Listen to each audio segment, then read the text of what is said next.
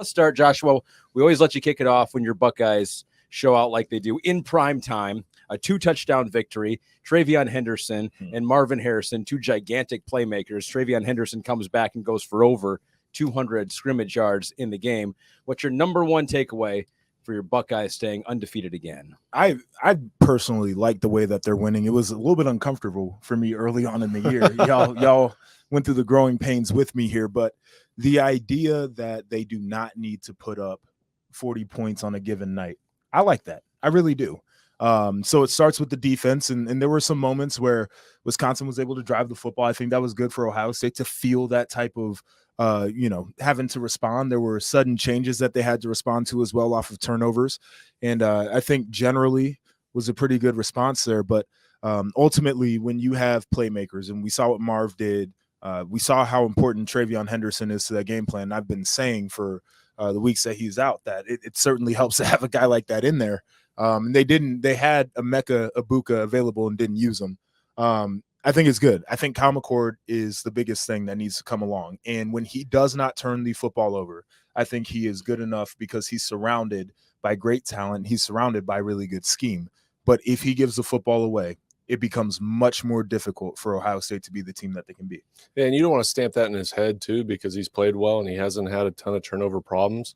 But at the end of the day, like the red zone tonight, that's a learning opportunity. When you're 1st and 10 and you're rolling out, you're trying to make a play, but the coverage does not dictate that you throw that ball and then it results in a turnover. That's a big swing, not only of momentum, but at the same time, like I said, you're 1st and 10, throw the ball away, live to fight another down, all that stuff. But again, you brought it up. TreVeyon Henderson, I mean, his presence in the backfield, what he can do and what he can create, over 200 yards of offense today. And also went for almost 7 to carry. It's crazy. And then Marvin Harrison Jr. I mean, those are two of the best in terms of their respective positions in the entirety of college football. And so you can see that we always knew that they had tremendous skill, but then when you see those guys on the field, and if they can keep them healthy down the stretch for a championship run, that's going to be the key for this team. They're cheat codes on offense. Because when you're in trouble and when you have a young quarterback, you just throw it up to Marvin Harrison, which he did a couple of times in this one. What do you think, Joshua, about the buzz around Marvin Harrison being in that Heisman conversation? I think he's right there. And, we were having a conversation before we started recording, and I was like, maybe he becomes the Heisman odds leader. And then you look at what Bo Nix has done. And I know that Oregon has a loss, but he has been phenomenal. Even in the loss to Washington, he was really good there. Moral of the story is I think there is more hype and more buzz around him, and he deserves it. And when you talk about the Heisman, to me, it's what an individual does on the football field. It's how they can affect winning for their team. And if Marvin Harrison Jr. is not playing for Ohio State, they might have 2 losses right now. And I'm not saying that to be hyperbolic and to be dramatic. That's how important he is to this football team. And so I think folks around America, they're starting to see the stats. When they tune into the game, they're like, dang, this dude really is that difference maker. Yeah. It's kind of like one of those things where the college football playoff rankings, it's like the first few rankings actually don't mean anything. Right. It's all about that last one. 100%. So if it comes down to Michigan versus Ohio State, if J.J. McCarthy goes out and throws for 300 yards and 4 touchdowns, he'll probably be the Heisman frontrunner after that. But like Marvin Harrison's put himself in that position. And I think when you think of all the playmakers in college football, and Ohio State doesn't have a plethora of them too. I mean, Marvin Harrison, maybe 1, 2, 3. 100%. And when you look at Marvin Harrison, it's how do you impact the game on a weekly basis, the consistency factor that you have to have. And when you look at his production, not only his production, but his ability to change the game, he does it week in and week out. And that's something that you have to identify if you're voting for a Heisman Trophy, because I know it. Look, I understand it. It usually goes to a quarterback. Why? Because they touch the ball every single time. And a lot of times, and you would say that it should determines, go. You would say it should go to a quarterback. It should if they're performing at a certain level. Yes. Of course I say it should go to a quarterback. But at the same time, this is a scenario where you look at it, and if they didn't have Marvin Harrison, like Joshua just said, maybe they are a 2-loss team. Yeah. But Marvin Harrison is a difference maker. He's a coverage dictator. He's a guy that they utilize not only on the outside, but they move him around the slot. He showed his versatility this year. They've shown growth in his game, and he makes big play after some of those plays that he made tonight. Like, look, I understand the shallow route. good concept, Right. good coaching. Right. But then it's the play in the back of the end zone, the fade route, underthrown, comes down, traffic in his face, catches the ball, completes it. And then I think also sometimes people don't realize when you talk about the Heisman Trophy winner, you're talking about an individual that loves football, an individual that cares about football, an individual that commits himself on a daily basis. And every time we've talked to this coaching staff, every time you talk to that individual himself, it's amazing. Yep. Like what he dedicates on a daily basis. They even said in the coaches meeting this week, it was so interesting for me to hear.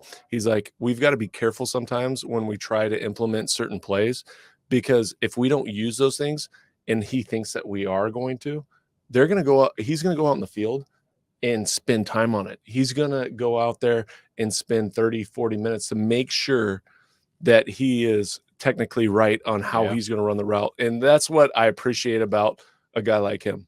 I want to give some love to Wisconsin here briefly, 100%. because there were a lot of things that they did in this game. They kept it close. It was, 10-10 in the second half. I want to give some love, Matt, to Braden Locke, the redshirt freshman. The transfer comes over, is now a starter because Tanner Mordecai went down. And there were times in this game where I asked Joshua, I was like, man, who's the best quarterback in this game? You got the redshirt freshman, you got Kyle McCord for Ohio State. What'd you think of Locke, and what'd you think of Wisconsin overall stand in this? Right. You know, it was interesting because you look at it and they've had some injuries, right? Ches Malusi was a huge loss for them. Tanner Mordecai, a guy that they brought in to kind of fill that seat and be a veteran presence, he gets lost, or at least he's injured right now. They say he can come back, but who knows whether or not. And this is Braylon Allen in the second half of this football Braylon game. Allen in the second half of this football game. But when you look at his composure, his poise that he had throughout the course of the game, it didn't start well, but then he takes them on a 2-minute drive at the end of the half, and they go and score points. Then they come out at halftime, they get the football. He makes a huge 3rd and long conversion, great throw down the field, and then he has a QB draw, right, which he takes off. Great call, by the way. Awesome. But then how about the throw down in the red zone? He feels pressure. He's rolling to his right, doesn't panic. He steps up in the pocket. He keeps his eyes downfield, delivers the ball, makes it a 10-10 game.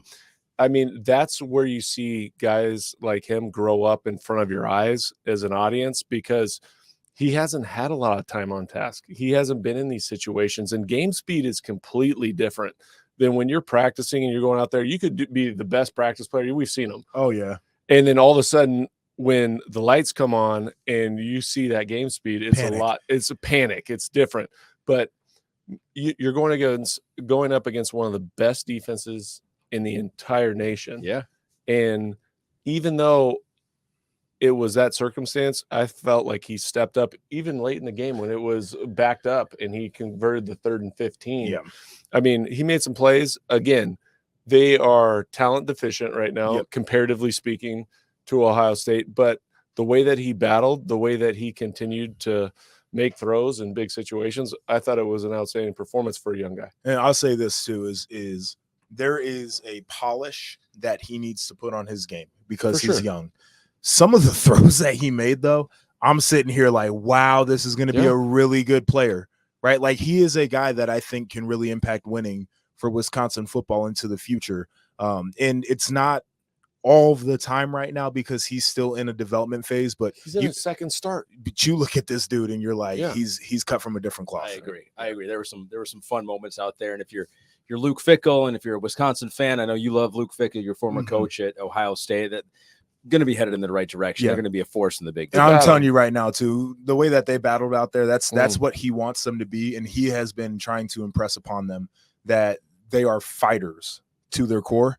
And game by game, you're starting to see more of that, what they did coming back against Illinois and then standing up and making this a tough, gritty game against a really good Ohio State team. He has the right mentality to lead a program like this. And even at the end of the game, I thought it was a statement for Luke Fickell moving forward.